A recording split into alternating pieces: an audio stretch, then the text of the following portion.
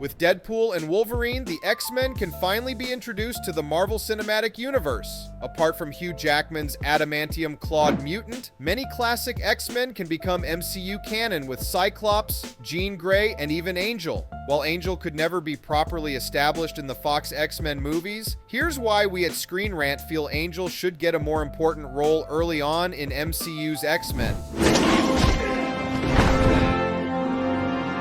Angel is one of the team's original members. Not much is known about the X-Men lineup in the MCU, but if these new movies stick to a classic ensemble from the comics, Angel's presence will satisfy loyal comic book fans. Warren Worthington III, aka Angel, was one of the founding members of the X-Men, introduced first in X-Men #1 in 1963, but for some reason, Angel took a backseat in X-Men, the animated series in the 1990s. I won't rest until Apocalypse is destroyed, or I am.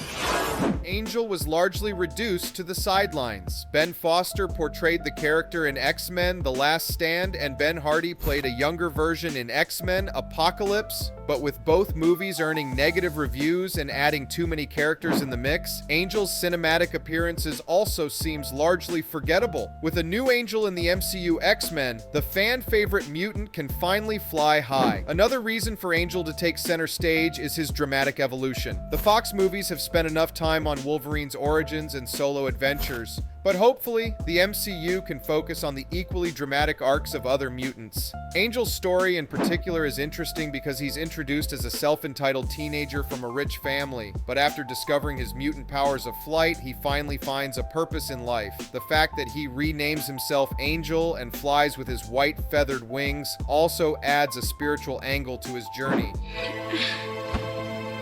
I think you really are an angel.